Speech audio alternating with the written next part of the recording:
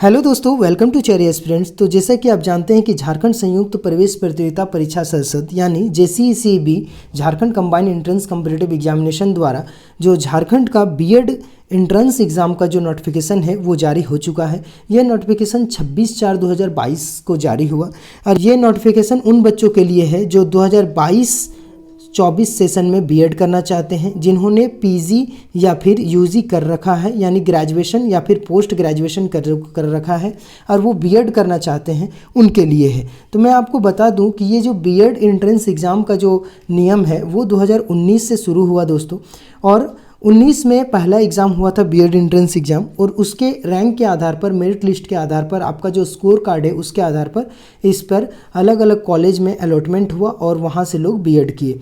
उसके बाद 2020 में जो एग्ज़ामिनेशन होने वाले थे, लेकिन कोरोना काल के कारण आपको पता ही है कि कोरोना पैंडेमिक इतना ज़्यादा बढ़ गया था कि उसमें एग्ज़ामिनेशन नहीं हो सका और आपका ग्रेजुएशन के मार्क्स के अकॉर्डिंग इसमें 2020 में आपका एंट्रेंस एग्ज़ाम नहीं हुआ और उससे मेरिट लिस्ट बनाया। 2021 में भी सेम यही प्रॉब्लम हुआ।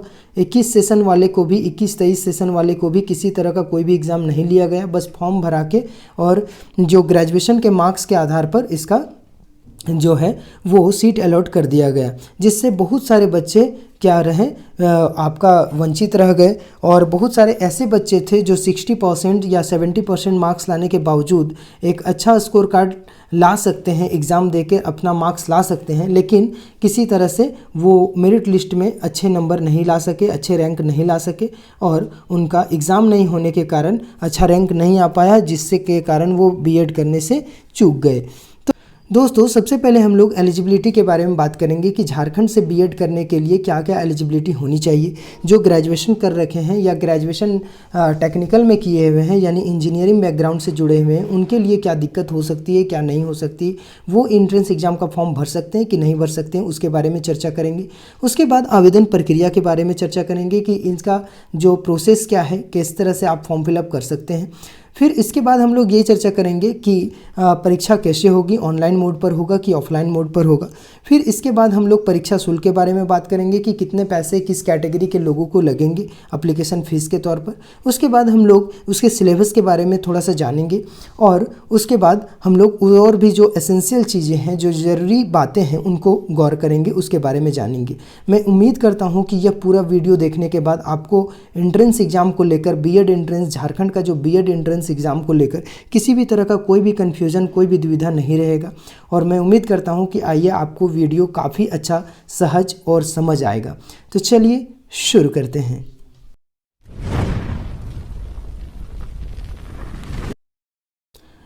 दोस्तों, यहाँ पर बीएड संयुक्त प्रवेश प्रतियोगिता परीक्षा संसद 2022 लिखा हुआ है और ये जो एग्ज़ाम है, जो बीएड का जो कोर्स है वो आपका 2 वर्ष का होता है। ये नोटिफिकेशन 26/4/2022 को जारी हुआ। ये जो 2 वर्षीय बीएड पाठ्यक्रम है वो उसके लिए है जो झारखंड से बीएड करना चाहते हैं, उनके लिए।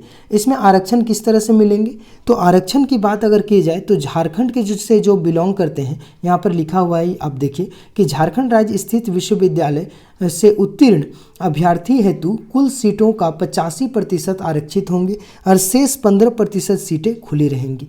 अर्थात जो झारखंड से बिलोंग कर रहे हैं, झारखंड विश्वविद्यालय से पढ़े हुए हैं, उनके लिए 85% सीटें रिजर्व हैं, उनको दिया जाएगा। और जो अदर स्टेट से आपका ग्रेजुएशन है उनके लिए, या फिर अदर स्टेट से वो लोग आए हुए हैं जो अदर स्टेट के हैं, उनके लिए 15% सीटें रिजर्व होंगी। दोस्तों, अब हम लोग शैक्षणिक योग्यता के बारे में बात करेंगे। आप कोई भी ऑनर्स से क्यों ना हो, आपका फिजिक्स, केमिस्ट्री, मैथमेटिक्स या फिर history, political science, Hindi, English, कोई भी ऑनर्स क्यों ना हो, आपके ऑनर्स पेपर में आपके मिनिमम 50% मार्क्स होने ही चाहिए, तब आप इस फॉर्म को भरने के लिए एलिजिबल हैं। यानी आप बीएड एंट्रेंस एग्ज़ाम को, झारखंड का जो बीएड एंट्रेंस एग्ज़ाम है उसको भरने के लिए एलिजिबल हैं। अब ये मार्क्स आपका कोई भी महत्व नहीं रखेगा, यानी आपका जो 50% मार्क्स कम से कम होने ही चाहिए। कोई 60% या 70% लाया है तो अच्छी बात है, लेकिन जब आपका जो एंट्रेंस एग्ज़ाम होगा इस पर इसका कोई भी वेटेज नहीं है कि आपके ज़्यादा मार्क्स आपने स्कोर कर रखा है तो आपका अच्छा होगा। हाँ, ये चीज़ तब वेटेज था जब एंट्रेंस एग्ज़ाम नहीं हो रहा था, आपके ग्रेजुएशन के मार्क्स के बेस पर मेरिट लिस्ट बनाया जा रहा था तब। तो यहाँ देखिए, साफ शब्दों में लिखा हुआ है कि कैंडिडेट को 50% किसी भी बैचलर डिग्री में या फिर मास्टर डिग्री में होने ही चाहिए, तब वो फॉर्म को भरने के लिए एलिजिबल है। और हाँ, ये मैं भी बता दूं कि कोई ऐसा कैंडिडेट है जिन्होंने बीटेक कर रखा है, टेक्निकल में उसने बीटेक कर रखा है, ठीक है, उनके लिए 55% मार्क्स होने ही चाहिए, तब आपका ये बीएड एंट्रेंस एग्ज़ाम का फॉर्म भर सकते हैं। तो मैं उम्मीद करता हूँ कि ये चीज़ क्लियर हो गया होगा शैक्षणिक योग्यता के बारे में। चलिए इसके बाद हम लोग आगे चलते हैं।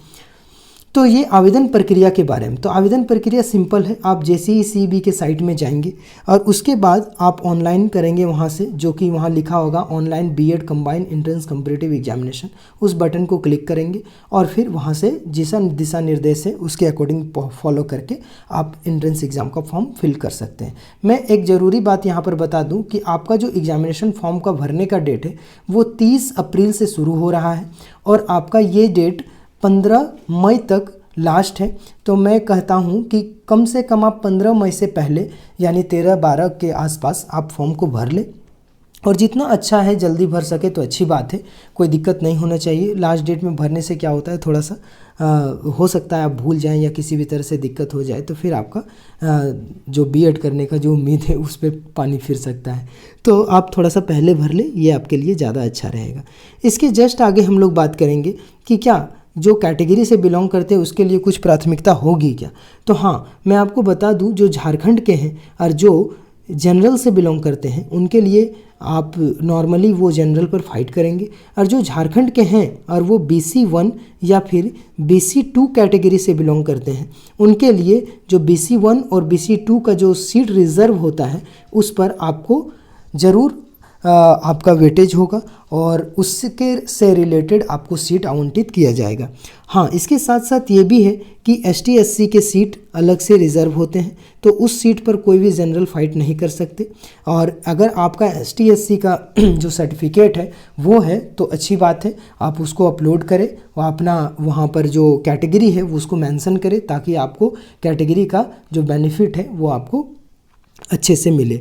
इसके साथ साथ मैं ये भी बता दूं आपको कि अगर कोई PH कोटा के अंतर्गत आते हैं यानी दिव्यांग है तो वो भी उस कैटेगरी में अपना फॉर्म भरे, और ताकि आपको किसी जो भी आपका बेनिफिट है वो मिल सके। NCC किए हुए हैं उनके लिए भी ये बेनिफिट है कि उनके लिए भी कुछ सीटें रिज़र्व होती है, जो कि यहाँ पर दिखाया गया है। देखिए कि NCC प्रमाण पत्र यदि हो तो और आप झारखंड के निवासी हैं तो आप अच्छे से वहाँ पे फॉर्म फिल करें और उस कैटेगरी को भी टिक करें, हो सकता है आपको बेनिफिट मिले। तो इसके बाद हम लोग नेक्स्ट स्टेप की ओर आगे बढ़ते हैं, जो कि परीक्षा केंद्र और परीक्षा तिथि के बारे में जानेंगे। तो रांची, धनबाद, जमशेदपुर, बोकारो, दुमका, डाल्टनगंज स्थित जिला मुख्यालय में स्थित विभिन्न परीक्षा केंद्रों पर OMR बेस्ड ऑफलाइन मोड आयोजित की जाएगी। ये बहुत इंपॉर्टेंट है क्योंकि 2019 में जो एग्ज़ाम हुआ था वो ऑनलाइन हुआ था दोस्तों, ठीक है। CBT एग्ज़ाम हुआ था, कंप्यूटर बेस्ड टेस्ट हुआ था, और ये 2022 में जो एंट्रेंस एग्ज़ाम होने वाला है वो आपका ऑफलाइन होगा, जैसा कि यहाँ पर दिखाया गया है, ठीक है। इसके बाद हम लोग परीक्षा शुल्क के बारे में जानेंगे। हाँ, ये एडमिट कार्ड के बारे में आपको बता दूं कि एडमिट कार्ड जो है वो 4 दिन पहले, देखिए यहाँ पर लिखा हुआ है कि 4 दिन पूर्व आपको उपलब्ध करा दी जाएगी वेबसाइट पे, आप वहाँ से डाउनलोड कर सकते हैं।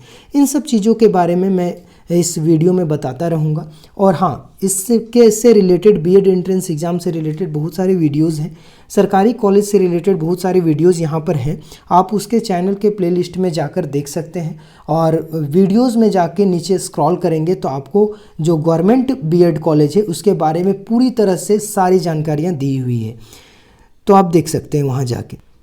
तो चलिए इसके बाद हम लोग परीक्षा शुल्क के बारे में बात करते हैं। तो परीक्षा शुल्क में मैं आपको बता दूं, एप्लीकेशन फ़ीस में आपको जो जनरल कैंडिडेट हैं या जो जनरल कोटी से बिलोंग करते हैं उनके लिए आपका 1000 रुपये 1000 रुपीज़ होंगे, और जो BC1 अर्थात BC2 कैटेगरी से जो बिलोंग कर रहे हैं उनके लिए 750 रुपये, और जो फीमेल कैंडिडेट है चाहे वो कोई भी कैटेगरी की काहे नहीं हो, जनरल हो, BC1 हो, BC2 हो, ST SC कुछ भी हो, उनके लिए 500 रुपये, और इसके साथ साथ ST SC का भी 500 रुपये आपका एप्लीकेशन फ़ीस लगेगा, ठीक है। तो ये चीज़ आपको समझ आ गया। और हाँ, ये भी मैं आपको बता दूं कि आप किसी दूसरे स्टेट से अगर बिलोंग करते हैं, जैसा कि यहाँ नोट में लिखा हुआ है कि आप दूसरे स्टेट से बिलोंग करते हैं और क्यों ना आप ST हैं, SC है या किसी भी कैटेगरी से आप बिलोंग करते हैं, तो आपका 1000 रुपये ही एप्लीकेशन फ़ीस लगेंगे। इसके बाद हम लोग ये बात करते हैं कि इसकी सिलेबस क्या है। तो चलिए इस एंट्रेंस एग्जाम के सिलेबस के बारे में अब हम लोग चर्चा करेंगे। एंट्रेंस एग्जाम का सिलेबस क्या है? तो 30 क्वेश्चन में आपका 15 क्वेश्चन हिंदी का होगा और 15 क्वेश्चन आपका इंग्लिश का होगा, यानी लैंग्वेज प्रोफिशिएंसी से रिलेटेड आपका 30 क्वेश्चन होगा। बहुत ही ईजी होता, अंडरस्टूड होता, संज्ञा सर्वनाम क्रिया विशेषण और हिंदी में। इसी तरह से इंग्लिश में भी noun pronoun adjective verb error से रिलेटेड क्वेश्चंस पूछे जाते। बहुत ही सिंपल क्वेश्चन होते, कोई खास नहीं होता।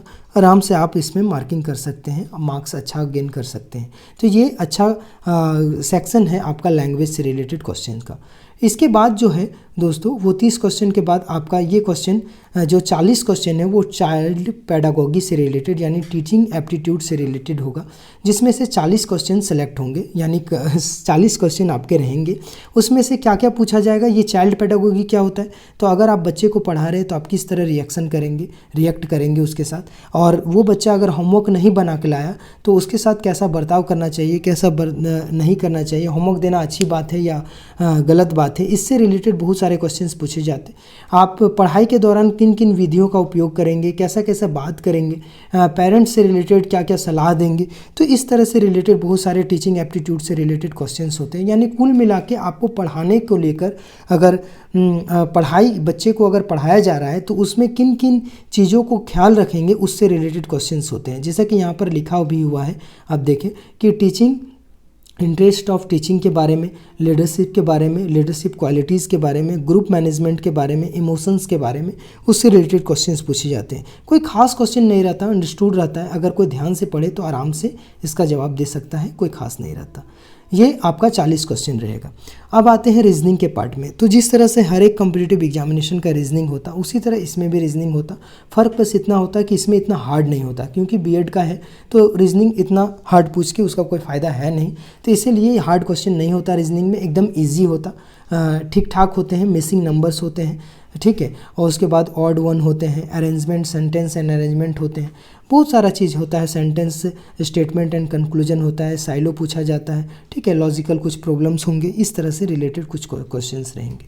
तो आपको मैं बता दूं कि ये क्वेश्चन आपका 30 क्वेश्चन हो गया लैंग्वेज का, 40 क्वेश्चन हो गया चाइल्ड पेडागोगी का, ठीक है, और आपका 30 क्वेश्चन हो गया रीजनिंग का। तो कुल मिला के 100 क्वेश्चन, 100 क्वेश्चन, 100 मार्क्स, और ये मार्क्स 100 मार्क्स में से 1/4 आपका नेगेटिव मार्क्स जाएगा, ठीक है। जो भी बच्चे इसको गलत करते हैं या किसी तरह से रॉन्ग करते हैं कोई क्वेश्चन, तो उसका 1/4 कटा जाता है, यानी 0.25 जो है वो आपका ये नेगेटिव मार्किंग यहाँ पर लिखा हुआ है, ठीक है। तो 0.25 आपका एक क्वेश्चन कंटेन करेगा नेगेटिव मार्किंग का। अगर आप किसी चीज़ को गलत करते हैं, कोई क्वेश्चन गलत करते हैं, तो आपका सही में मार्क्स में से 0.25 डिडक्ट हो जाता है। इसके बाद चलिए मेधा सूची के बारे में बात करते हैं। तो मेधा सूची अर्थात मेरिट लिस्ट कैसे बनता है? तो मेरिट लिस्ट आपके जो एग्ज़ाम आप 100 मार्क्स का देंगे, उसी पर जो आप मार्क्स ऑब्टेंड करेंगे उसी से रिलेटेड आपका मेधा सूची बनेगा, यानी मेरिट लिस्ट बनेगा। इसके साथ साथ आपका कैटेगरी का जो आप कैटेगरी भरे हैं उस पर आपको प्राथमिकता दी जाएगी, ठीक है, रैंक के अकॉर्डिंग। अब आरक्षण खत्म हो गया, यानी कैटेगरी से रिलेटेड सारे क्वेश्चंस, सारे डाउट क्लियर हो चुके। तो लगभग सब टॉपिक कवर हो चुके हमारे। आपको बीएड एंट्रेंस एग्जाम से रिलेटेड कोई भी तरह का कोई भी दिक्कत नहीं हुआ होगा, मैं ऐसा उम्मीद करता हूं। अगर आपको ये वीडियो अच्छी लगी और आपको वाकई में लगा कि मैंने अच्छे से बताया, आपके सारे कन्फ्यूज़न को दूर किया, तो आप इस वीडियो को लाइक सब्सक्राइब जरूर करें। आपको बीएड से रिलेटेड जो भी एग्ज़ाम है पेडागोगी से रिलेटेड इस चैनल में आपको उपलब्ध होंगे और किसी भी तरह का कोई भी दिक्कत नहीं होगा। और मैं उम्मीद करता हूँ कि ये वीडियो आपको काफ़ी अच्छा लगा होगा। तो आज के लिए इतना ही, फिर मिलते हैं नेक्स्ट वीडियो में। तब तक के लिए आप खुश रहिए, मस्त रहिए और अच्छे से एग्ज़ाम की तैयारी करें। इस चैनल पर बने रहिए ताकि आपको अलग अलग अपडेट और किस तरह के एग्ज़ाम के क्वेश्चंस होते हैं आपको ये प्रोवाइड करा दिए जाएंगे। चलिए आज के लिए इतना ही, फिर मिलते हैं नेक्स्ट वीडियो में। Bye bye.